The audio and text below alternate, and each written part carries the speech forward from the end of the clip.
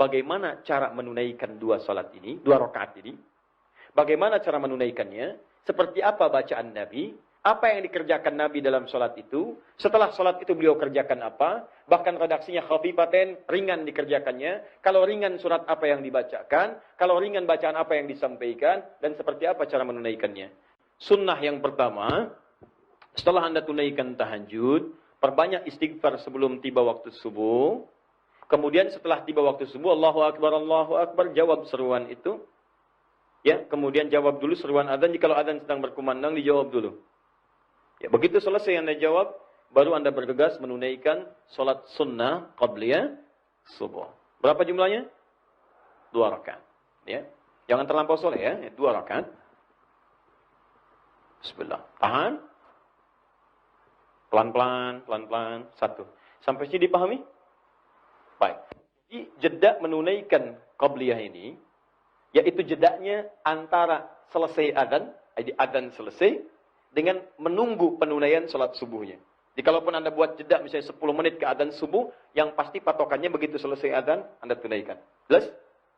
1. 2. Al-Bukhari. Tadi sudah, nomor hadis 618, redaksinya sama. Sekarang masuk ke hadis Muslim, nomor hadis 724. Sudah?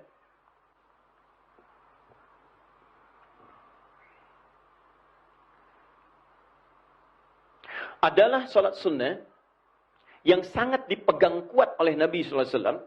Asyaddu mu'ahadatan. Ya.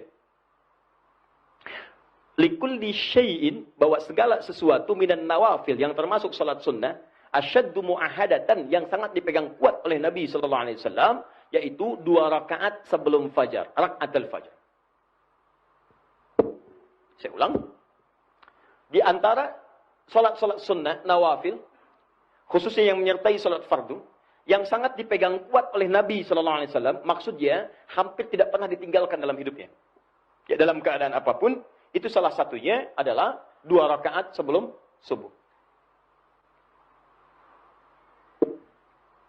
Nah, yang kedua ini seakan memberikan isyarat, tahan sebentar. Biasanya, kalau dalam perjalanan safar, itu ada rukhsah, ada keringanan. Anda boleh tidak menunaikan sholat sunnah. Bahkan yang fardu pun, itu bilangannya kalau lebih daripada 2, dan sifatnya genap, itu bisa dikosor. Ya, dikurangi menjadi 2 rakaat. Dengan syarat, bilangannya genap dan lebih daripada 3. Jadi kalau 2, tidak bisa kemudian dikurangi kembali. Misal, zuhur, asar, isya, 4, itu boleh jadikan 2. Maghrib 3, tidak bisa dibagi 2. Karena tidak ada orang sholat 1,5. Ya, 1 rakaat dan setengah lagi ruku, salam. Tidak bisa. Maka yang bisa itu hanya zuhur, asar, kemudian isya. Jika Anda ingin mengurangi itu, karena perjalanan tertentu, namanya dikosor. Saat Anda mengkosor itu, teman-teman sekalian, jadikan yang 4 jadi 2. Saat menjadikan 4 jadi 2 itu, bahkan Anda tidak menunaikan sholat sunnah pun tidak ada masalah. Yang paling luar biasa, disebutkan di hadis riwayat Al-Bukhari, kalau Anda sedang sakit, bahkan dalam perjalanan, tidak mampu mengerjakan yang sunnah itu, bahkan sholatnya dikosor, bahkan dijamak, jamak kosor, itu pahala sholatnya, termasuk sunnahnya tetap dituliskan sempurna. Hadis yang berbunyi, "Idza maridal abdu aw safar, kutiba lahu mithla ma kana alaihi muqiman sahihan." Kalau ada seseorang sakit atau sedang perjalanan, kemudian tidak bisa menyempurnakan amalan seperti kebiasaannya. Biasanya sholat sunnah dulu, misalnya zuhur, 2 rakaat sampai 4 rakaat. Kemudian sholat setelah zuhur, sunnah lagi. Ini Anda mau ke Bandung, macet. Istirahat di kilometer 57. Sampai di situ Anda duga ke Bandung akan macet lagi sampainya maghrib. Anda jamak menggabungkan 2 sholat yang dekat. Zuhur dengan asar digabungkan, kosor, kurangi jumlah bilangannya. Zuhur 2, asar 2. Begitu Anda kerjakan zuhur 2, asar 2, Anda tidak kerjakan sholat sunnahnya. Karena yang fardu aja dikurangi, masa Anda kerjakan yang sunnah juga? Ya. Nah, maka ketika Anda kerjakan 2 yang zuhur, 2 yang asar, itu pahalanya tetap dituliskan dengan sholat sunnahnya sempurna semuanya. Dengan catatan Anda terbiasa menunaikan sholat sunnah sebelumnya. Jadi kalau Anda tidak terbiasa menunaikan sholat sunnah sebelumnya, yang dituliskan cuma 4 aja, 4 zuhur, 4 asar. Alhamdulillah akhi ya, walaupun tidak sholat sunnah dituliskan pahala sunnahnya. Alhamdulillah, belum tentu. Ya, kalau Anda tidak terbiasa sholat sunnah sebelumnya. Paham? Nah, tapi ada yang menarik, khusus untuk subuh, itu tercatat dalam kitab-kitab hadis, bahkan riwayat-riwayat yang sahih, untuk subuh Nabi tetap mempertahankan sholat sunnahnya. Ini menarik sekali. Kenapa? Ada dua alasan. Yang pertama, memang sholat subuh itu sholat yang paling singkat, cuma 2 rakaat. Silahkan cek, zuhur 4, dikosor jadi 2, gitu kan? Nah, yang kedua ini yang paling menarik, karena banyak keutamaan-keutamaan di 2 rakaat sebelum subuh itu, yang tidak ditemukan di sholat-sholat sunnah yang lainnya. Jika Anda kerjakan itu, maka Anda akan mendapatkan kemuliaan yang tidak ditemukan di tempat-tempat dan waktu-waktu lain, di waktu-waktu sholat selain subuh. Nah, apa 2 keutamaan ini, atau keutamaan-keutamaan dimaksudkan? Sebelum itu, saya garis bawahi dulu. Artinya, kalau Anda sedang berperjalanan pun, sedang di perjalanan, sedang safar dan sebagainya, masuk waktu subuh, saking lama 2 rakaat ini, Nabi menjaganya. Kalau memungkinkan mengerjakannya, maka jangan tinggalkan itu. Sekalipun hukumnya sunnah. Paham? Bisa di airport, sudah tiba subuh, Anda nunggu. Alih-alih Anda kerjakan sholat subuhnya terlebih dahulu, maka kalau memungkinkan waktunya masih ada, kerjakan 2 rakaat sebelum subuhnya. Plus, yang terakhir, ini kasus yang terakhir. Ini yang paling menarik.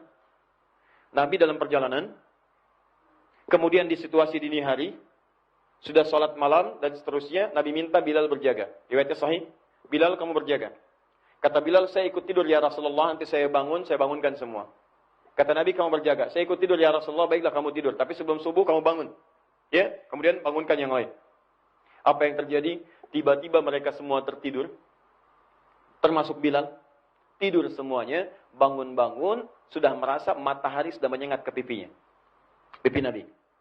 Artinya pada saat itu, Nabi bangun sudah melewati batas sholat subuh. Batas yang tetap waktunya. Nah, apa yang paling menarik? 2 hal. Hal yang pertama, ketika bangun Nabi katakan, wailak ya Bilal, celaka kamu Bilal. Katanya kamu bangun, ternyata kamu ketiduran juga. Oke? Nah, lalu Nabi ajarkan, kalau kamu belum sanggup mengerjakan sesuatu, jangan memaksakan diri. Serahkan kepada yang lain lebih mampu, atau bermohonlah kekuatan kepada Allah. Ini pelajaran yang sangat penting. Tapi yang paling menarik, Nabi setelah itu minta kepada para sahabat untuk berwudu, kemudian Nabi Bilal mengumandangkan adzannya. Yang paling menarik setelah itu, Nabi tidak langsung mengerjakan sholat subuh, tapi mengerjakan 2 rakaat sebelum subuh ini dulu.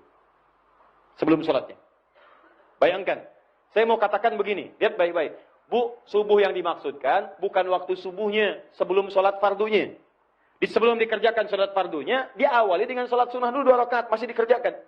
Nah, para ulama hadis mengatakan, kalau 2 rakaat ini tidak penting pada saat itu, mustahil dikerjakan.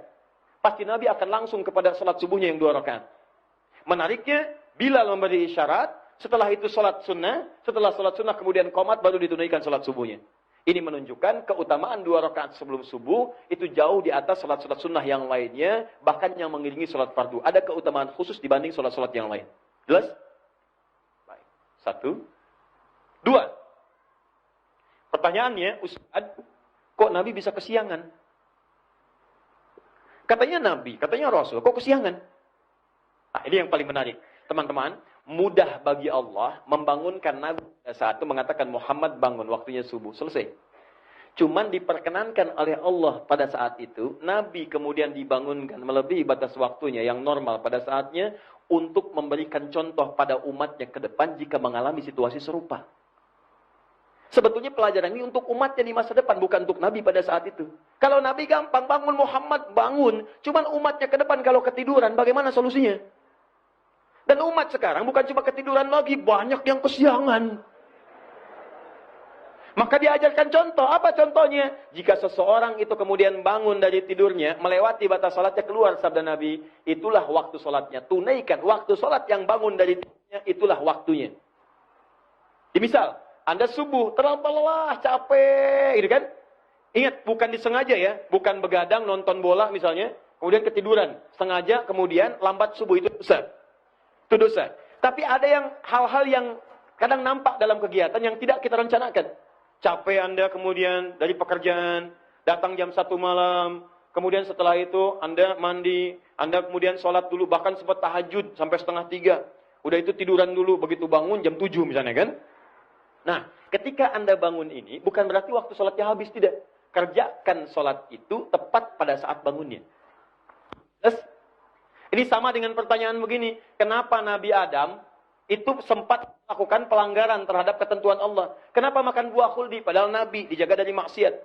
Nah, Nabi Adam itu diperkenankan oleh Allah makan buah khuldi, bukan karena nggak dijaga, untuk memberikan tuntunan taubat bagi anak cucunya yang bukan Nabi di kemudian hari. Makanya ketika beliau melakukan kesalahan itu, diperkenankan oleh Allah, turun kemudian ayat taubat. Quran surah kedua ayat 37. Fatalaqqa Adamu min rabbi kalimatin fataba alaihi. Adam menerima tuntunan taubat, maka taubat. Itu yang membedakan manusia dengan iblis. Iblis salah, diminta taubat, gak mau taubat. Bahkan dia berkata di Quran surah ke-7, ayat 12-13. Ana khairun minhu, khalaqtahu min narin wa khalaqtahu min tin. Saya lebih hebat dibandingkan dengan Adam. Engkau ciptakan saya dari api, dia dari tanah. Tidak level yang dari api, sujud kepada yang dari tanah. Diberi kesempatan taubat, gak mau taubat. Manusia salah, wajar, karena manusia punya nafsu. Yang tidak wajar itu kalau sudah salah, gak mau taubat. Jadi Anda mesti bedakan, Anda ini manusia apa iblis? Iblis itu salah, nggak mau tobat. Anda salah wajar, namanya manusia. Tapi kita itu punya kesempatan untuk kembali kepada kebaikan. Jadi sebesar apapun kesalahan kita, ada peluang untuk berubah jadi baik. Orang jahiliyah itu banyak yang buruk sifatnya. Ada pembegal, tukang mabuk, tukang bunuh, tukang perkosa, tukang mabuk, macam-macam. Tapi ketika turun kesempatan untuk bertobat, mereka memilih untuk tobat dan jadi hamba yang terbaik. Sekarang kita sudah keluar dari zaman jahiliyah, jangan kembali lagi ke masa lalu. Paham di sini? Nah, sekarang saya kembalikan kepada apa yang kita bahas tadi. Jadi, saking pentingnya sholat subuh ini, teman-teman sekalian, fokus. 2 rakaat sebelum subuh saking pentingnya, maka dalam keadaan-keadaan bahkan Anda bangun terlambat pun, ini hadis-hadis sahih mengajarkan masih boleh menunaikan 2 rakaat sebelum subuhnya. Pertanyaannya, apa keutamaannya? Sampai-sampai itu dijaga, bahkan dalam keadaan seakan terlambat dalam menunaikannya. 1. Hadis riwayat Muslim, ke nomor hadis 725-nya, tadi sampai 727. Tahan ya, fokus. Rak'atal fajri khairum minad dunya wa ma fiha. 2 rakaat sebelum subuh itu keistimewaannya lebih daripada dunia dan seisinya. Bapak Ibu kalau saya kasih pilihan, pilih 500.000 atau pilih dunia dan seisinya. Pilih mana? Alhamdulillah, normal. Normal. Walaupun pada prakteknya, kadang-kadang tidak begitu. Contoh, bikin broadcast ya dari sekarang dan viralkan. Ada satu pengumuman dari Masjid Nurul Bahri di Kelapa Gading, besok Jumat, yang sholat subuhnya ditunaikan di Masjid Kelapa Gading, Nurul Bahri, dan mengikuti datang sebelum subuh, 2 rakaat sebelum subuh dikerjakan di Nurul Bahri, masing-masing akan dapat amplop 500.000. Sampaikan, terbatas 50 orang untuk sab pertama. 500.000. Baik. Pertanyaan saya, setelah pengumuman itu dibuatkan viral, kemudian menyebar, berapa jamaah yang datang ke sini? Pertanyaannya, sejak jam berapa jamaah datang ke sini? Subuhnya 4.25. Orang datang ke sini jam berapa? Jam 1, jam 2. Demi Allah saya katakan, nginap dari subuh ini udah pada datang. Padahal itu cuma tulisan di bawahnya, contoh. Anda bayangkan? Di contoh aja, dikasih 500.000, diumumkan dari sekarang. Nginap sore-sore udah banyak ke sini. Gak percaya? Bikin aja Pak. Pengumuman, contoh, di Masjid Kelapa Gading Nurul Bahri, besok akan dibagikan masing-masing 500.000 rupiah. Di awal subuh, bagi 50 orang pertama. Tanda kurung, contoh. Atau nggak usah kasih contoh, kalau Anda benar-benar berniat, silahkan cek. Berapa yang datang? 4.25 adzan subuh, mulai sore udah datang. Malam itikaf dan sebagainya. Wajah-wajahnya nggak pernah Anda kenal sebelumnya. Bikin pengumuman yang kedua. Siapa yang datang ke masjid lebih awal, di waktu subuh, menunaikan 2 rakaat sebelumnya, bahkan di masjid itu, nanti kami akan berikan dengan janji Rasulullah SAW, lebih daripada dunia dan seisinya. Al-Hadis, tuliskan di ujungnya. Pertanyaan saya, berapa yang datang ke masjid ini?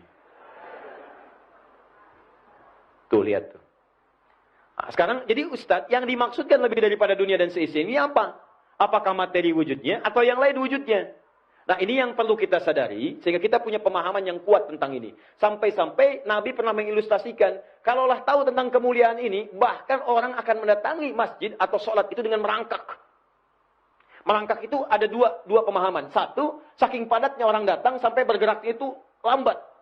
Ya, kan kalau orang lambat itu diilustrasikan seperti bayi yang merangkak, lambat geraknya, saking banyaknya, padatnya begitu. Ya. Yang kedua, ada yang mengatakan bahkan orang yang tidak mampu pun akan merangkak datang, saking tahunya manfaat di balik itu. Yang pertama, yang dimaksudkan kata para ulama, makna yang pertama itu adalah terkait dengan pahalanya. Pahalanya itu lebih daripada dunia dan seisinya. Anda bayangkan nggak, teman-teman? Baca Quran aja, satu hurufnya 10 kebaikan. Infak paling minimal 700 kebaikan. Datang ke majelis ilmu mendapatkan pahala 700 kebaikan. Tapi kalau 2 rakaat sebelum subuh langsung jumlahnya lebih daripada dunia dan seisinya. Bukan 10, bukan 20, bukan 100, bukan 700, lebih daripada dunia dan seisinya. Maksudnya susah ngitungnya. Banyak itu. Banyak pahala.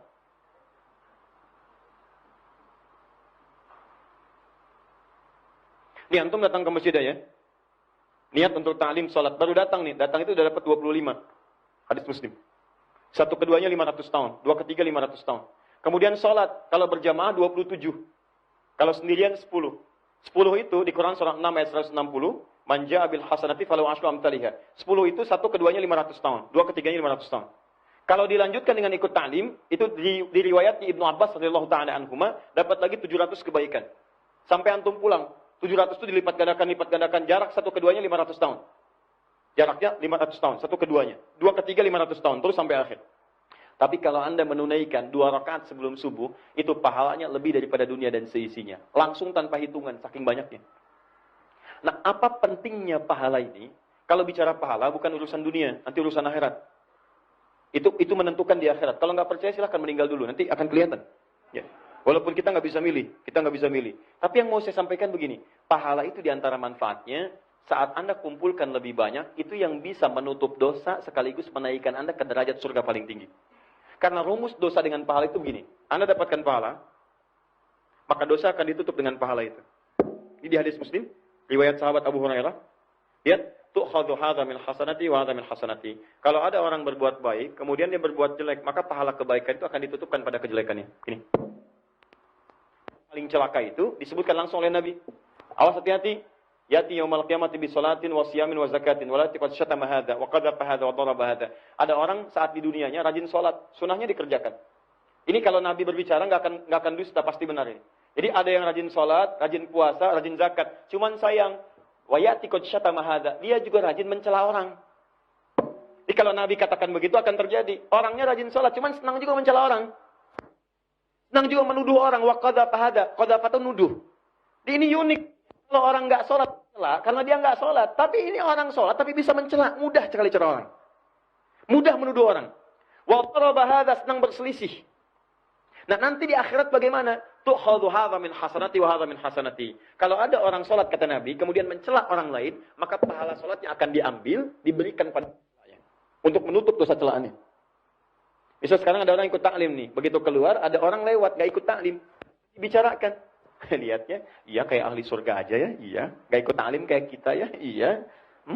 Misal. Nah itu 2 orang ketika bicara, dipindahkan pahala taklimnya kepada orang tadi.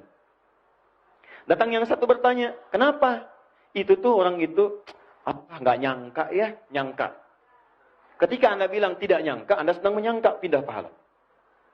Yang keempat mengatakan, alhamdulillah saya tidak Ustaz, alhamdulillah. Tidak seperti 3 orang itu tuh senang membicarakan orang lain. Ya. Itu ketika bicara demikian, pindah lagi kepada orang itu. Di rumusnya, ketika Anda kerjakan kebaikan, Anda melakukan keburukan, maka yang baik ini akan otomatis menutup yang buruk. Tutup. Kalau baiknya masih unggul, salahnya, amal solehnya tinggi, salahnya hilang, maka surga baginya. Kalau ini nggak bisa nutup, solehnya kurang, salahnya masih banyak, maka neraka untuknya. Salah dengan soleh seimbang, maka ditempatkan di Araf namanya. Bukit tertinggi antara surga dengan neraka.